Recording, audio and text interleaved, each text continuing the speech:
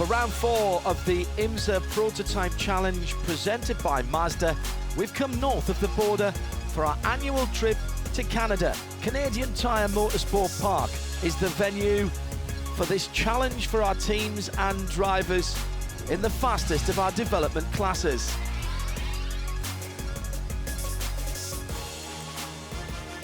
It's been beautiful weather all week here at Canadian Tire Motorsport Park, and as the cars roll out on their formation laps round this fabulous circuit, well, the weather's not going to be any kind of impediment to good racing today. Big crowd on hand too. I'll remind them and you, 2 different types of cars. The hard tops are the big V8s, and it's the 2-litre Mazda-powered open prototypes for MPCs. The circuit itself is round about an hour and 15 north of Toronto on the 401. 10 corners, 2.42 miles. Action areas at Moss, which is turn 5, and the insanely quick turn number 8 after the Mario Andretti straight, the back straight, which actually has a little bit of a kink in it and a couple of rises as well. Watch out for turn 10 for some overtaking action as well.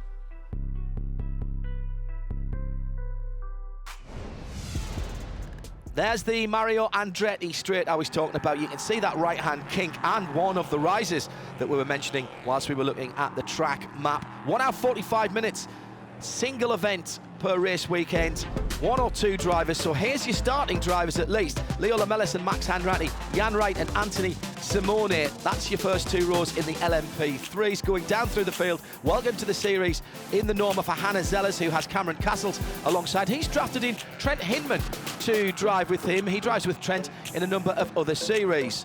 In the open-top Mazda prototypes, Chomecki and Robert Masson head a field that was so tightly packed in qualifying. The pace car is in the pit lane. We're ready to go racing.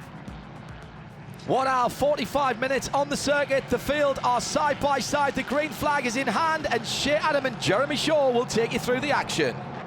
Perfect 2x2 at the front of the field as we see the green flag, and time has started counting down. Leo Lamelis with a great line into turn 1, defends not one line but both going in, and has a good lead before they even get to turn 2. The MPC cars a bit further back looked a bit clean as well, Jeremy. I'm quite surprised that they all made it through in an orderly fashion. As there's a spin, and that is Cameron Castles.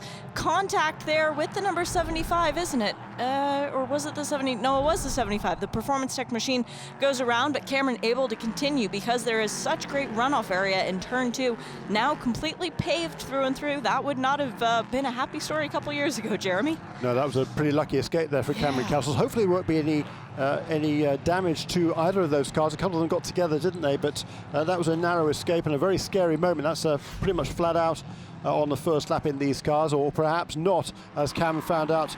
Let's have a look at the inside there. No, he got help there from that's number 25. I think that's Joel Janko, isn't it, who got into the back of Cameron Castles, and that was Charles Chi, I think, taking evasive action in one of the 5 miles out car. That's kind of an 88, went around the outside, was able to avoid, I think, both of them. Very heads up, as we are still green here at Canadian Tire Motorsport Park, so the debris that was scattered just off the racing line, race control is deemed to be far enough out of the way that they are not concerned.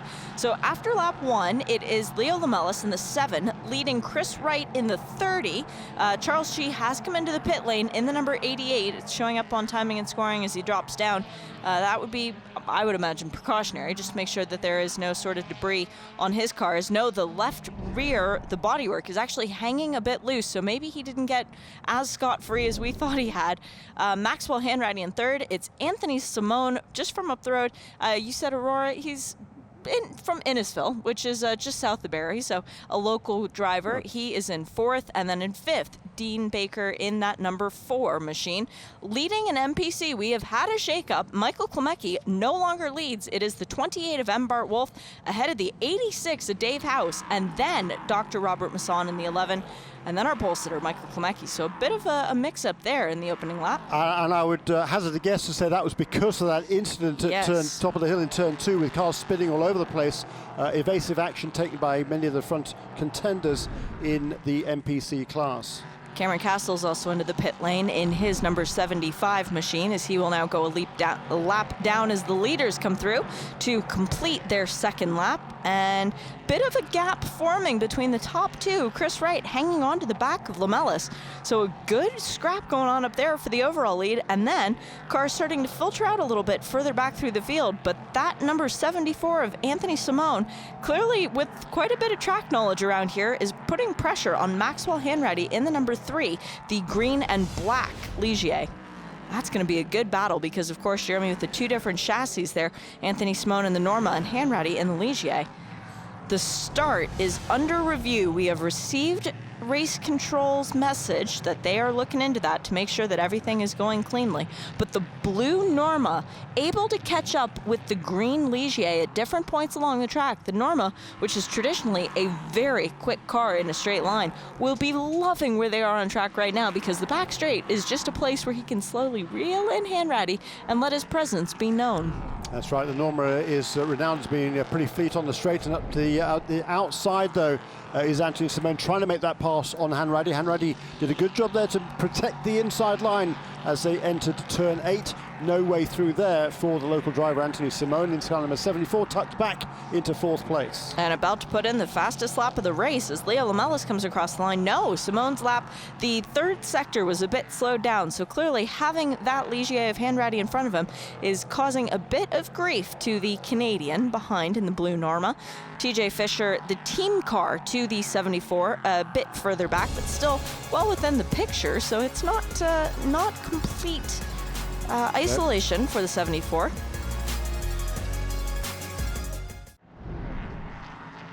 Lamelas will lead this lap if he can hold it together through 10, which he does. And Chris Wright in second with about 0.7 of a second back to Maxwell Hanratty, then TJ Fisher, Dean Grant, and Hannah Zellers up into 6th position, In MPC, after the restart, Bart Wolf has nothing over Michael Klemecki and then Dave House. So those three are all tethered together by a very thin wire. But it is Leo Lamelas pulling out a very slight gap on Chris right now. He's got about half a second worth of breathing room. That's not much, and that will disappear quickly. Wow, Klemecki in the first series of corners after they've completed their first lap put a prototype, an LMP3 car between himself and 2nd place Bart Wolf in the blue MPC. Klemecki, who traditionally runs the white car when he comes to race this weekend. It's very distinct to see the white with the blue in the middle. He's done that for a couple of years now, Klemecki. That's normal colours? It's normal colors for when he comes to race in the series, but he doesn't race the series every weekend. Sorry, that's right. what I meant to say. Right, got it. Yeah. Right, yeah. And what a great restart that was for Michael Klemecki there, able to get up into the lead. And interesting on that first lap, we saw Lamelas and Wright edge out a little bit on Max Hanratty, as was the case at the very start of the race. But now, next time around, Hanratty's closed that gap, and the 3 leaders pretty much nose to tail as they come across to complete lap 13. And hats off here to Hannah Zellers in car number 87. She's made really good progress, started in 9th place, up now into 5th. 21-year-old from Indiana making her debut in this championship, and really her first professional racing debut. She's done a fair bit of racing over the years, but not at this sort of a level. So it is 7 from 30, then 3, 47, and 87. If you were watching around the track, that would be Leo Lamelas in the red number 7, leads Chris Wright in the black number 30. 3rd place is Maxwell Hanratty in the green number 3. Then is the 47 Norma of TJ Fisher, who, by the way, goes by TJ because his name Travis was the name of a bully when he was in elementary school, so he started combining his first and middle initial. He is in the blue and pink Norma, and then Hannah Zellers in the white and purpley Norma. And the top 4 are checking out, Jeremy. There's 6 seconds between the 5th place car and the leader, but there is only 2.5 between 1 and 4. So a very good restart by our top 4 group, any one of which could come out with a win quite easily. The number 7, the leader, already has a win on the year. That came at Sebring a bit earlier on in the season. The 3rd place car best finish has been 4th so far this year for the driver of the car, Maxwell Hanratty.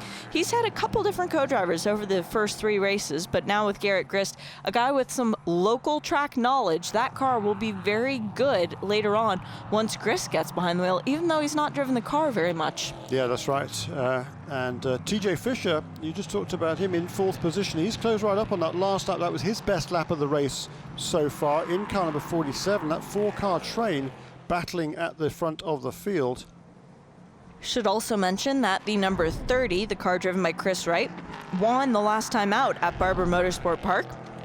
And the 47 with TJ Fisher behind the wheel has a pair of 2nd place finishes from the first 2 races. So all of our top 4 cars that are glued together crossing the line now, 1, 2, 3, 4, as quickly as I can say it, they all have podium experience. Some of them have winning experience, but they all want this weekend to be the one where they take over the championship lead. We are more than halfway through the season at this round of the championship for IMSA Prototype Challenge presented by Mazda here at Canadian Tire Motorsport Park this weekend. It's round 4 of 6, so it's starting to get a bit serious. Michael Klemecki ahead of M. Bart Wolf. Look at that. He is not really pulling out too much of a gap though, Jeremy. It's less than a second between 1st and 2nd, and then Dave House a bit further back in the 3rd place. Dave, whose car is very noticeable because it's always in the bright pink, battles up and down the field though, but that initial 4-car train, really, if you have a bad run out of Moss Corner, you will wind up in 4th place, as there has been a coming together. Hannah Zellers in the 87 coming out of Moss Corner, and I think that's Rob Hodes in the number 51, Ligier. Would that be him? It is Rob Hodes, yes. He's spun around there. You say Hannah was involved as well? Yes, she was driving away very slowly. Okay, with well, some... she had been a couple of cars ahead of him, so not quite sure what happened there. Maybe she went for a spin and then threw Rob off of his game. Rob Hodes, who shares the car with Sean Rahal, a former series champion back in the old iteration of the series when all the cars were MPC cars, more or less. So he knows what it's like to be driving a car with your helmet completely exposed. He understands how the MPC cars handle around this track. He will be very strong later on in the race. Hopefully Rob has done little or no damage to that number 51. It's still Lamellis who leads as the leaders come through turn 5 now, past the scene of the accident. Hannah Zellers still shown in 6th place, so she managed to recover and get going again, well ahead of Lance Wilsey in the number 33, Ligier. Yeah, he was a long way back. And Rob Hodes has got going. He just come past in the 19th position, so he is still on the lead lap, and he's been running well this weekend in that K2R machine. He'll hand over that car to Sean Rahal, former series champion in prototype lights, for the 2nd stint in this race. Leo Lamellis, Chris Wright, Maxwell Hanratty, nothing's changed there. Ooh, Dave House, how did he get up? Oh, big crash for Dave House as he was up with Bart Wolf and Michael Klemecki. All of a sudden, I can't see that not being a full course caution, Jeremy, as no. Dave's car has come to a rest. Driver's right outside of Moss Corner. There's a big shard of debris there as well as he was coming through. He had slight contact with Wolf in 5A, was well ahead of him going into 5B, had a big slide, managed to recover, then saw Bart on the outside of him and went sharp right off into the guardrail as the full course caution has come out. And one of his tires actually broke away and then came back and sort of hit the back of the car after it had come to a rest. So full course caution for the 2nd time in this 1 hour and 45 minute contest with 1 hour and 19 still to play.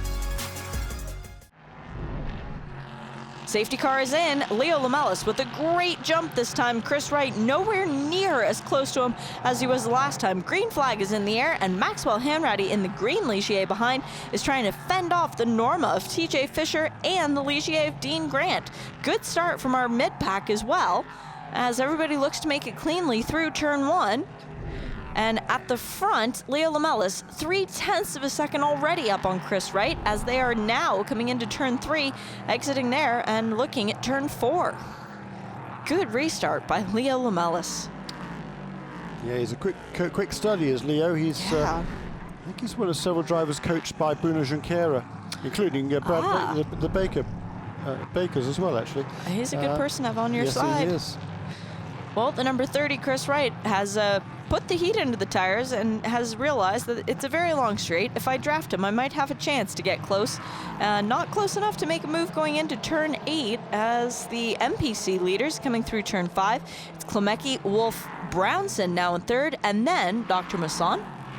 Yeah, almost side by side, the two leaders were as they headed into turn 8, but it is still the number 7 car of Leo Lamelas that holds on in the lead, with those other 2 cars, and the number 47 hanging in there, and number 40 of David Grant, a former champion in the Atlantic Series, is hanging on there in 5th position as well. Leo Lamelas just took a hand off the steering wheel and held it up in the air. Not sure if he can remember that there is no rear window behind him, so if he was trying to signal back to Chris Wright a little bit of displeasure, it wouldn't have been seen by anyone but us and the people looking ahead in turn 1. Maxwell Hanratty holding on much better this restart than he did the last time to those top 3. And now the gap is between TJ Fisher and Maxwell Hanratty as the MPC cars find themselves in a bit of traffic. Now, who is that amongst them? Charles Chi moving out of the way? I think it was.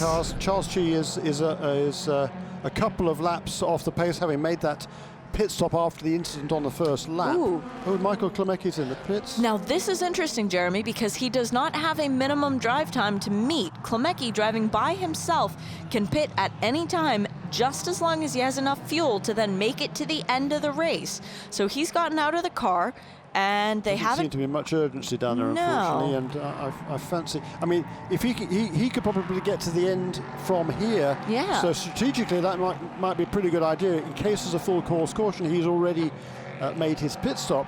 But that looked to me like it might be a mechanical problem. I don't know. We'll have to wait and see. Well, it would be intriguing because that would be the complete opposite of what we've seen in every race so far. Yes. Normally, with the MPC cars, you wait as long as humanly possible before you come in, make your final pit stop. That way you only have to put a bit of a splash in the car, and the car never gets back up to that full weight again.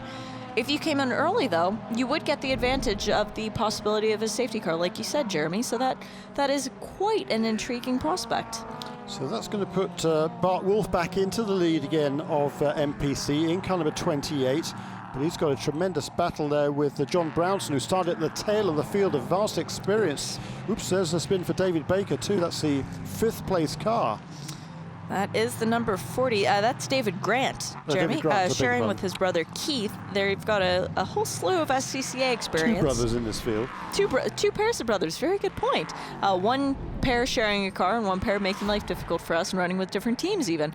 Let's see what happened. Oh, just lost it coming through out of 5A before he even got to 5B of Moss Corner. Innocent enough spin, didn't hit anything, managed to keep going. Probably a bit of vibration in the tires now. And the drive time has now elapsed. We are 1 hour and 4 minutes, 50 seconds to go. So we should start to see some pit callers here soon. It was a 5th place finish, by the way, the last time out for the number 40 machine, the Polestar Motor Racing Inc. team. Looking to replicate that or do a little bit better. If you can improve week on week, you're doing something right. Leo Lamelas, half a second ahead of Maxwell Hanratty. Half a second ahead of Chris Wright, who's 0.3 of a second in front of Maxwell Hanratty. And then a further 6 cents back is TJ Fisher. They have nearly 7 seconds before you get back to Hannah Zellers in 5th place. And then the first of our Masters contenders. Now, Masters does not signify anything different with the car. It is simply a skill set of age. It is how much experience in life you have. And Dean Baker in the number 4 is over the threshold of that age limit. The first of our MPC cars is in, and it is Howard Jacobs. So here we go. Jeremy, it's the first time we're going to see this all year. It's a different strategy going on, and I kind of like it. You're putting James French in the car relatively early as the fueling is going on, and we will see, I would imagine, a tire change from the Performance Tech crew. I see James French with his helmet, gloves, fire suit all done up. And I see his co-driver, Kyle Masson, co-driver in the IMSA WeatherTech Sports Car Championship, still with his fire suit, well down, no helmet in sight. So different strategies for the Performance Tech team. Yeah, well, it's the first time that that team or that car has actually come into a race planning on a change of drivers, because generally Howard will do the race on his own and he will stay out as long as he can, but he knows that James French is a lot quicker than he is, so get him out. No, seriously, so get him out of the car early on. If he's going to drive, you might as well go for the best result you possibly can. So get James into the car as soon as possible and let him run to the end. So that's the reasoning for that call. Several other of the P3 cars into pit lane as well. Dean Baker came in car number 4, car number 19, well, both Baker brothers actually came in, Brad came in as well. Rob Hoders in car number 51, who'd been working his way back up after that spin early on. He will hand over to the former series champion Sean Rahal in car number 51. And Dean Baker will be handing over to Zachary Robichon in the 4. In the 19, Brad Baker will hand over to Jan Halen. That's a good guy to have in your car. Sean Rahal, as you mentioned, getting into the 51. James French will be getting into the 77. And we have not yet seen Michael Klemecki re-emerge from the pit lane, Jeremy, so I think you're right. I think there is something bigger amiss there.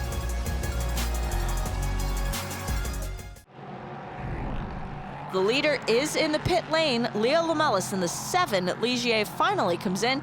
That means it's Roman DeAngelis' turn to go to work. Now this will be close on the drive times, as we also have our 2nd and 3rd place cars into the pits as well, which means that Dr. Masson leads overall in the number 11 MPC car.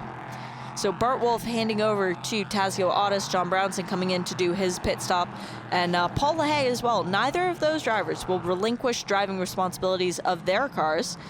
And Dr. Masson will, when he comes in, hand over to his son. So he will be credited with leading that lap. Yes. Will Robert Masson. Surprised he didn't come in and hand over to Carl at the earliest opportunity. I guess he just wanted to get some airtime out in front again. Not for the first time this season. No.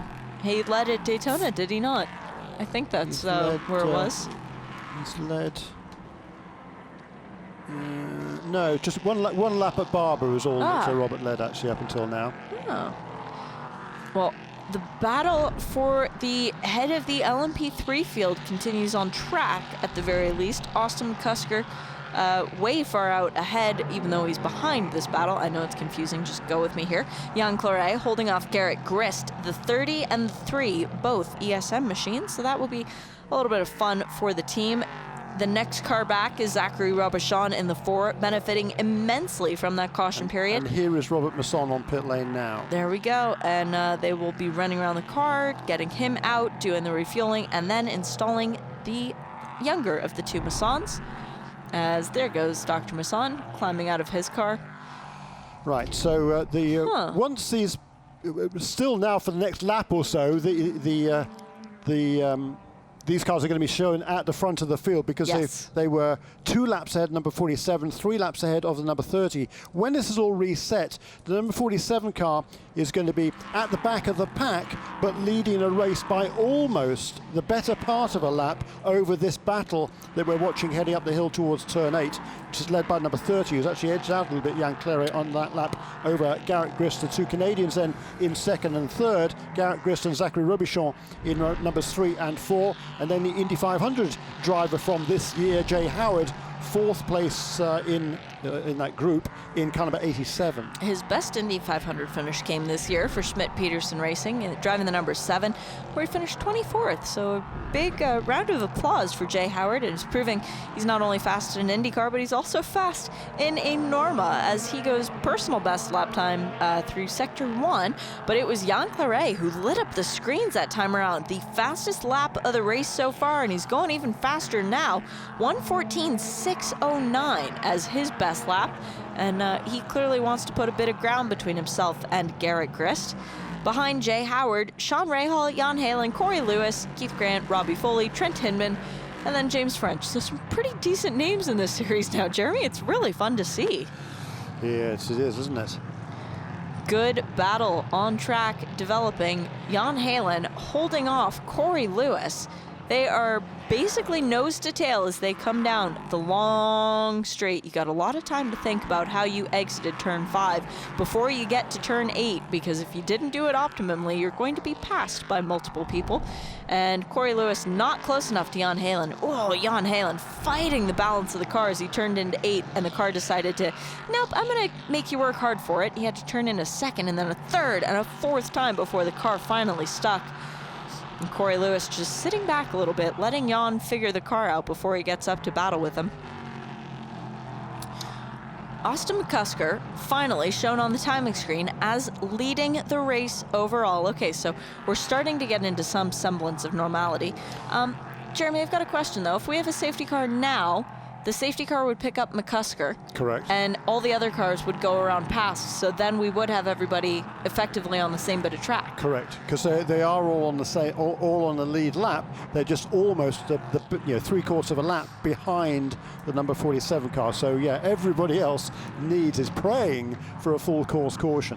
In the meantime, Jan Clary is just putting his foot down, and he's going to try the best he can to close that gap. I think it's a bit of a tall order. Even with 36 minutes remaining, he's not going to make up the better part of well over a minute that he has to make up. But he has set a new fastest lap again last time around.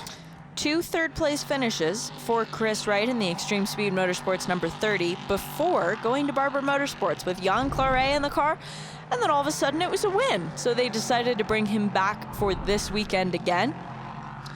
Even though they have, well, Chris Wright this year has driven with Canadian hero Daniel Morad a bit earlier on in the season. Jan Clary working very well with Chris.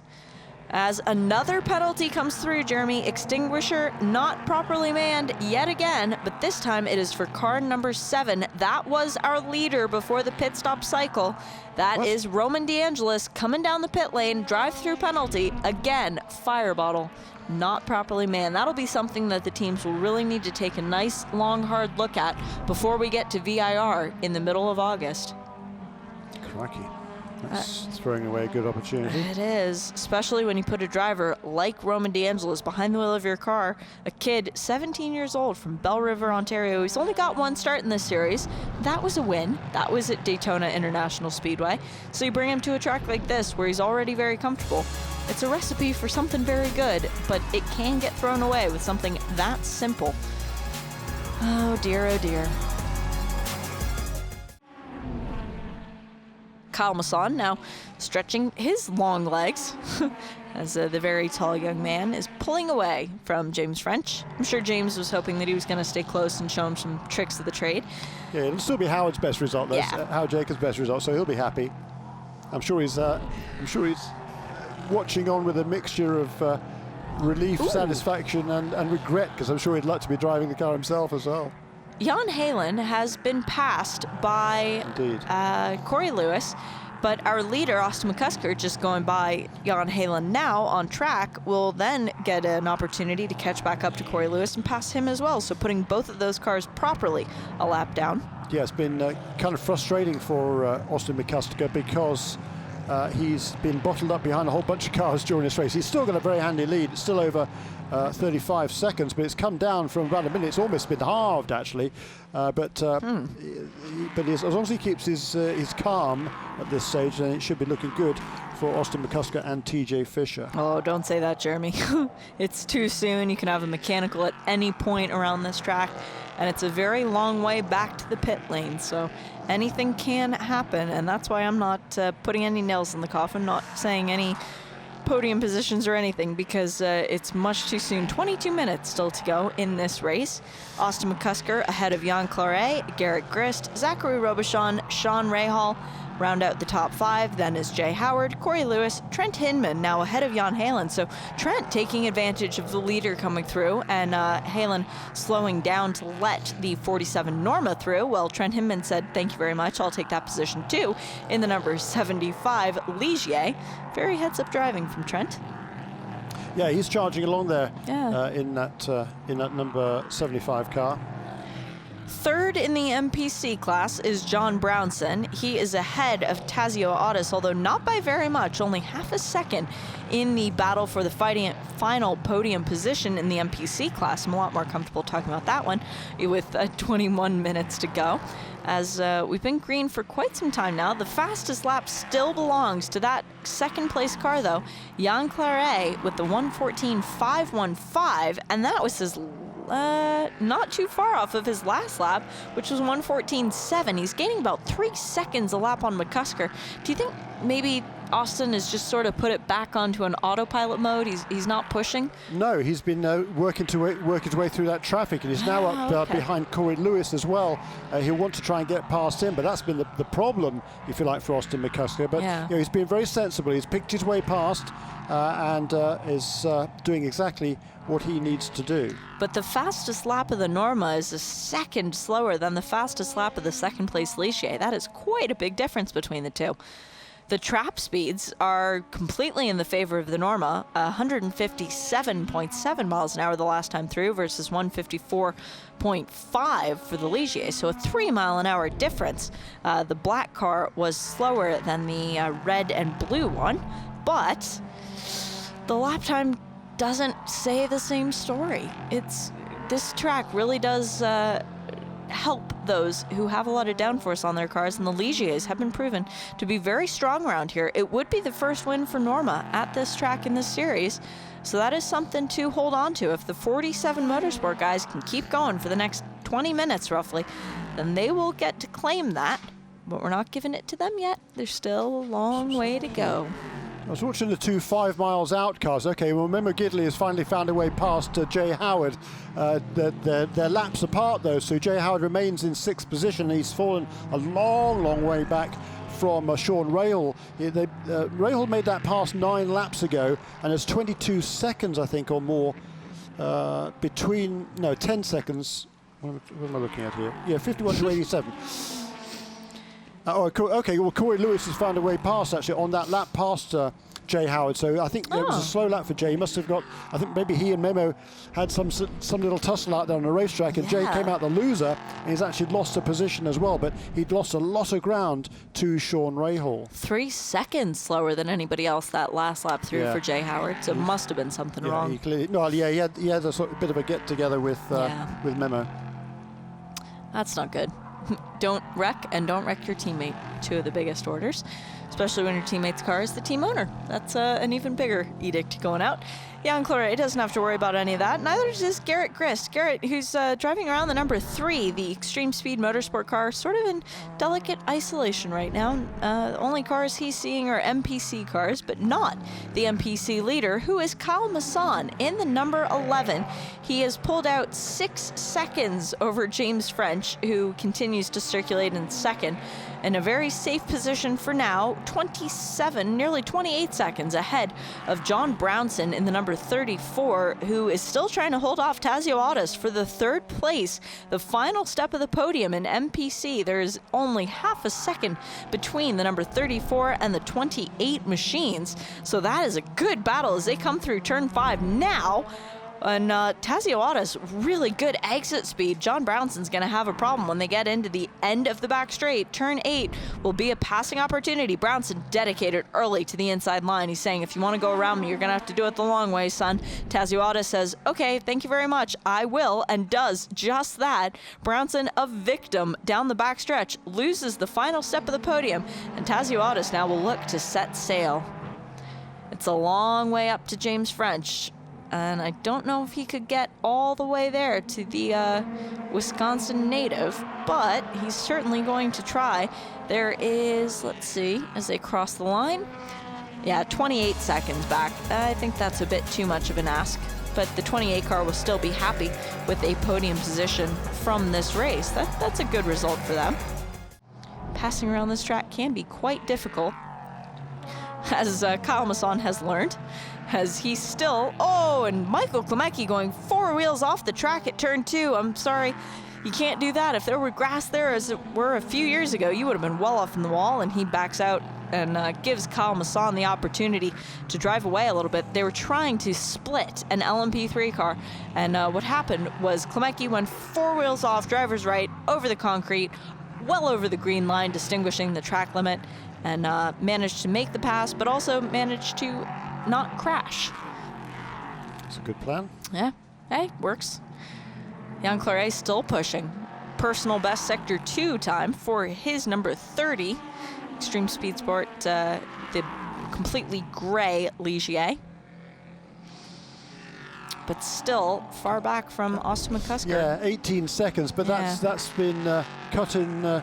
He's cut 2/3 off that margin. He was a minute behind at the restart. He's clipped 40 seconds off that as Jan Claret, because he's got absolutely nothing to lose effectively. He's just going to charge along and do what he can. Austin McCusker, he, by the same token, just needs to be aware of what's going on around him and make sure he doesn't make any contact, and because there's a lot of lappery going on here, and the last thing he needs to do is to make a mistake while trying to get past somebody else. Yeah, completely agree. That would throw it away. You haven't won until you cross the start-finish line when the checkers are flying, so you can't count your chickens before they hatch either. Oh, as somebody goes off, well off at, I think that was turn 3, that's Michael Klimecki. So day of struggles continues. He manages to regain the pavement and doesn't look like he's throwing stuff up on the track, so that's the good news. He rejoins right ahead of James French, I think that was, in the 77. Ooh, don't want to get in the way of James. He's fighting for that second place finish. As, let's see, Klimecki lost it early going into turn 3. He was well off to driver's left. And Corey Lewis is still running just ahead of our race leader. And Corey Lewis in that car number 17 in 6th position has just set his best lap of the race with only 2 minutes remaining.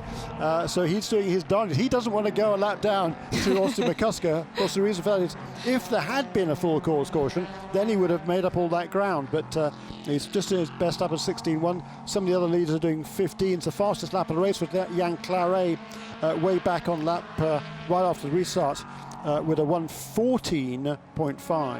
Credit to Corey Lewis. He is fighting tooth and nail. And if the positions stay as they are right now, 6th place would be the same result that they had at Barber Motorsport Park. Their best finish this season came at 5th, which was at Sebring, on the same weekend where Corey Lewis won the GTD class, driving alongside Paul Miller Racing teammates Madison Snow and Brian Sellers. So it was a good weekend for him there. Austin McCusker, 1 minute and 30 to go on the race, Jeremy. Do we think he's going to get the white flag next time, Bob? Indeed. He just went past the start-finish line a few seconds ago and will get the white flag next time. This will be the longest minute and a half of Austin McCusker's life, listening to every noise that his Norma is making right now, every rattle, every sound that maybe sounds a little bit off, every gear change, listening to the clicks, going, please, please, please, just keep going. They came close to a win before, but it was not to be had, as now we are under a minute, and McCusker is, I would imagine he's breathing, but not very much, Jeremy. It's probably an intake of breath about every 45 seconds. Yeah, that's the characteristic of this racetrack, isn't it? Yes, and, that too. But you know, he's keeping calm out there. The team will be keeping him informed of where he is, what he needs to do, how long it is to go in the race, and he's just got to reel off the laps and not get too excited at this stage. Well, here's a sight that will get him pretty excited, because as he crosses the start-finish line, the final lap is shown on the timing screen. The white flag is displayed around the racetrack, and he only has to go another 2.549 miles, and then he gets to see something a lot prettier as soon as he can get there, and we're not going to give it to him before he does because I don't want to jinx anybody, but he's already coming into turn 3 and enjoying every moment of this. Not breathing, but enjoying it, because when you lead the last lap at Canadian Tire Motorsport Park, you join quite a long list of legends. This place, which has special magic to itself. Bit of walk-up smoke in front of McCusker. Again, he'll be going, no, no, no, please, I just want to get down the back straight. Kyle Masson now sees the white flag and begins his final lap. in the MPC car that he shares this weekend with Dr. Robert Masson, who will leave with the championship lead if things stay the same. McCusker going down the backstretch. He's only got 3 more turns as he goes into turn 8. There's 1. Lets the car drift out just ever so slightly, then tucks it back in for the left-hander at 9. Holds it in tight to the left and then puts it to the apex on turn 10 on the right side, crosses the rumble strip and then goes straight over to the pit wall. Checkered flag is out and the 47 Motorsport team, Austin McCusker and TJ Fisher, victorious at Canadian Tire Motorsport Park. Their first win of the season and a very, very well-calculated drive from both of the young Americans in that car. We'll wait as the MPC leader comes across. He's going down the back straight, and right now, that's feeling like a very long ride. An open cockpit car again for Kyle Masson, something he's not been used to over the last couple of rounds of the championship. Makes the final left-hander, and then knows the way, gotta make that right turn. Before you can see Tanny standing in the timing stand, holding that beautiful black and white flag, waves it over the head of Kyle Masson. And the checkers are out. We have our winners. Congratulations to Performance Tech Racing. Kyle Masson, Dr. Robert Masson take the win in MPC. Second in class will be James French and Howard Jacobs. A big round of applause. Best finish of the season for Howard Jacobs. Third, Tazio Otis and Bart Wolf in the number 28 machine.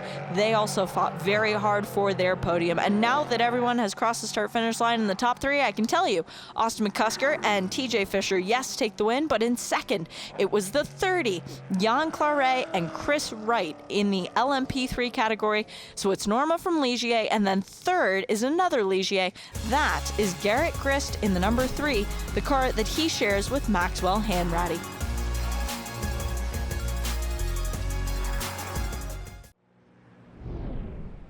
Canadian Tire Motorsport Park has played host to round 4 of the IMSA Prototype Challenge presented by Mazda. This little mini endurance series now with the 1 hour 45 minute race times. And here's the confirmation of the results. Win overall and in class for the 47, TJ Fisher and Austin McCusker ahead of Jan Claret and Chris Wright. And if we look down through the rest of the results, we see our MPC winners, James French and Howard Jacobs, came in 12th overall in the 77, ahead of John Brownson, who drove the whole 1 hour 45 minutes on his own. Fabulous weather, great racing. Let's hear from our winners. It was amazing. We started 5th and was just methodical the whole way around. And, you know, it was tough in traffic, but, I mean, it was all about pit strategy.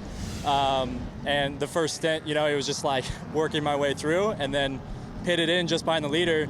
We passed it off and it was good timing, and then Austin took hold of it and brought it home. It was awesome. Yeah, I mean, the guys at 47 Motorsports, they made a great call of pitting us so early. I mean, not really early, but right before the caution. I mean, we're a huge amount ahead and we're lucky that another caution didn't come out, but I don't know if we had the outright pace to win this race this weekend, but I'm happy for the 47 Motorsports guys and happy for TJ and I to get the first win. And that win makes sure that Austin McCusker leaves Canada in second place in the championship, 13 back from Chris Wright, who leads Max Hanratty in third position in that number 3 car. That's all LMP3, of course. After 4 rounds in MPC, oh my goodness. The top 6 crews separated by just 3 points. John Brownson holding the lead by the smallest possible margin. Next up, we're at Virginia International Raceway in Danville. Fantastic circuit, and these cars will be mighty around there. Hope you can join us for that one. The racing will be fast and furious. Shea Adam and Jeremy Shaw were in the IMSA broadcast booth. I'm John Hindhoff. My thanks to them and to our hard-working production crew, both here at Canadian Tire Motorsport Park and back at base. We'd also like to thank the volunteer marshals and officials, without whom we couldn't go motor racing. Join us for the rest of the season as we continue the excitement with the IMSA Prototype Challenge presented by Mazda. See you in Virginia. This copyrighted telecast may not be reproduced, retransmitted, or used in any form without the authorized written consent of the International Motorsports Association. We would like to thank all of our loyal fans for your continued support, and we hope you enjoyed today's broadcast.